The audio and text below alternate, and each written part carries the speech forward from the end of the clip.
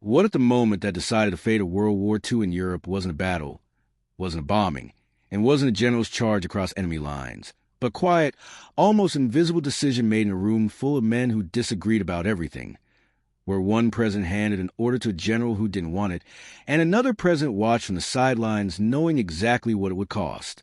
What if the real turning point of the war was not written in blood on a battlefield, but in ink on a document that rerouted history itself?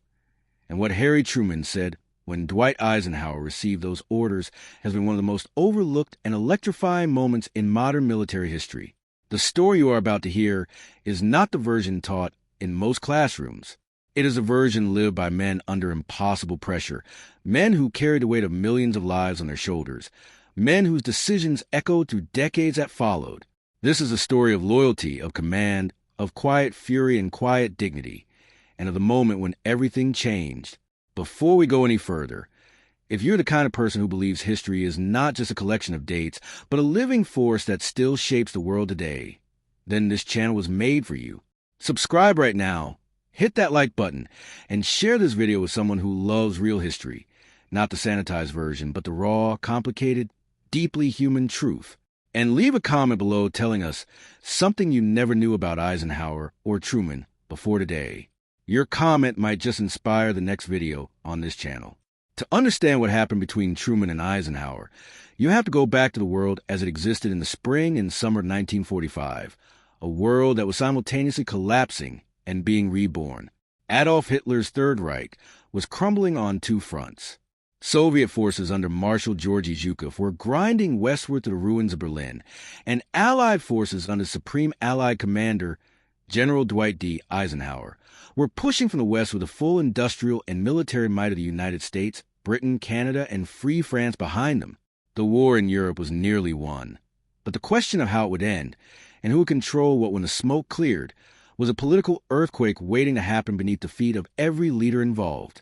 Eisenhower, born in Denison, Texas on October 14, 1890, had risen through the ranks of the United States Army with a reputation not just for military precision, but for extraordinary political intelligence, the ability to manage the enormous egos and competing national interests of Allied leaders without fracturing the coalition. He had led the North Africa Campaign in 1942 and 1943, commanded the invasion of Sicily, and on June 6, 1944, he had given the order that sent hundreds of thousands of men onto the beaches of Normandy in the most consequential amphibious operation in human history. By early 1945, Eisenhower was not just a general. He was the most powerful military commander the Western world had ever produced, and he knew it. So did everyone else. And that knowledge would be at the center of the storm that was coming. Franklin D. Roosevelt, the president who had guided the United States through both the Great Depression and World War II, died suddenly on April 12, 1945, in Warm Springs, Georgia. He was 63 years old. The nation was in shock. The war was not yet over. The man who stepped into his place was Harry S. Truman, a former senator from Missouri who had been vice president for only 82 days when the weight of the free world fell onto his shoulders. Truman had not been briefed on the Manhattan Project. He had not been included in the highest strategic councils. He had been kept deliberately at the margins of power by Roosevelt's inner circle. And now, almost overnight, he was the most powerful man on earth, and he knew how much he didn't know. Truman's relationship with Eisenhower was never simple. On the surface, it was professional, respectful, and cooperative. Beneath that surface, it was layered with tension, admiration, political anxiety, and mutual calculation. Eisenhower was enormously popular, beloved by the public, trusted by Congress, celebrated by the press. Truman was an unknown quantity, a man from Missouri who spoke plainly and had none of Roosevelt's aristocratic magnetism. But Truman had something Eisenhower did not, the presidency. And Truman understood, with absolute clarity, that civilian control of the military was not just a constitutional principle. It was the spine of American democracy. He would not compromise it for anyone, not even for the hero of Normandy. The specific orders that changed the entire plan came in the critical weeks of March and April 1945. Eisenhower, in a decision that stunned British Prime Minister Winston Churchill and many of the Allied high command, chose not to drive for Berlin. The city, the symbolic and political heart of Nazi Germany, was within reach of Allied forces under General Omar Bradley.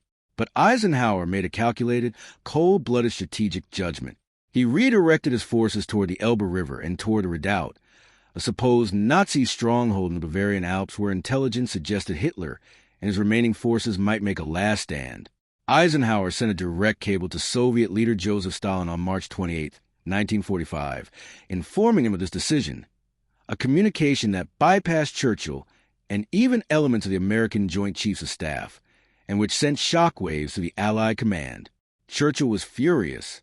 He fired off urgent messages arguing that Berlin carried overwhelming political and psychological importance, that allowing the Soviets to take alone would reshape the post-war order Europe in ways that would haunt the West for generations. He was right. The British General Bernard Montgomery, commanding the 21st Army Group, had fully expected to lead the final drive toward the German capital and was bitter at being sidelined. But Eisenhower held firm. He argued that taking Berlin would cost the Allies anywhere from 100,000 to 250,000 casualties, a price he refused to pay for a city that, under the agreements already reached at Yalta in February 1945, would be divided among the Allied powers anyway. The military logic was sound. The political consequences were catastrophic and long-lasting. It was in this charged, explosive atmosphere, with Churchill outraged, Montgomery sulking, and Stalin receiving communications meant for Allied ears, that Truman's role became decisive. The new president had to decide whether to override Eisenhower, whether to support him, and whether to do so publicly or privately. Truman chose to back Eisenhower completely. He trusted the general's military judgment, even when the political pressure was immense. But what Truman said privately, to aides, to close advisors, to the men who recorded the internal conversations of the White House, reveals a man who understood the stakes in ways that history rarely acknowledges.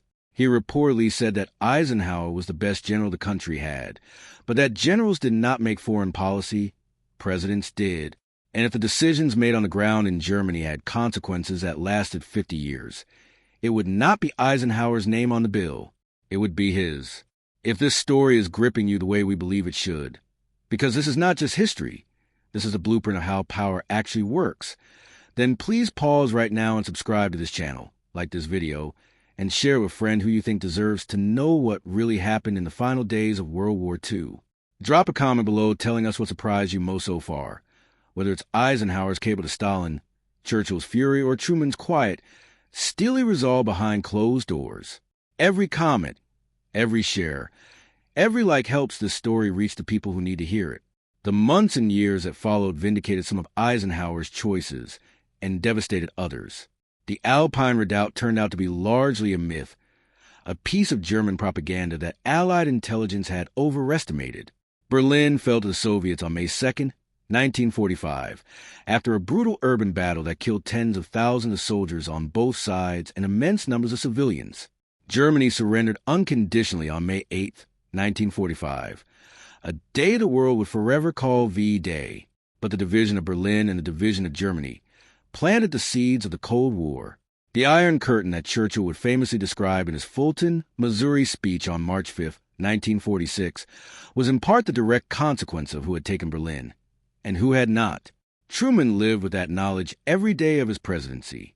What makes this story not merely historical but profoundly human is what it reveals about the nature of command, responsibility, and legacy.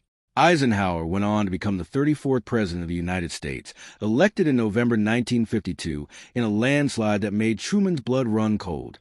Because Truman had once offered, in private, to support Eisenhower for presidency as a Democrat, and the general had chosen instead to run as a Republican. Their relationship, warm in wartime, grew cold and bitter in peacetime. At Eisenhower's inauguration on January 20th, 1953, the two men rode together in silence. What Truman had said when Eisenhower received those orders that changed the entire plan was not just a comment about military strategy. It was the first chapter of rivalry, a reckoning, and a legacy that neither man fully escaped. And it is a story that still speaks to us today about who holds power, who bears the cost, and who gets to write the ending. If you made it to the end of this story, then you already know something most people never learn, that the biggest decisions in history are often made not on battlefields, but in rooms, in cables, in silences between powerful men who disagree. Subscribe to this channel right now so you never miss a story like this one. Like this video to help history reach more people who deserve to know the truth. Share it with someone who thinks they already know everything about World War II, because they don't. And leave us a comment telling us what moment in this story hit you the hardest. What detail changed the way you see Eisenhower, Truman, or the war itself? History is not over. It is watching us and waiting to see if we've learned anything at all.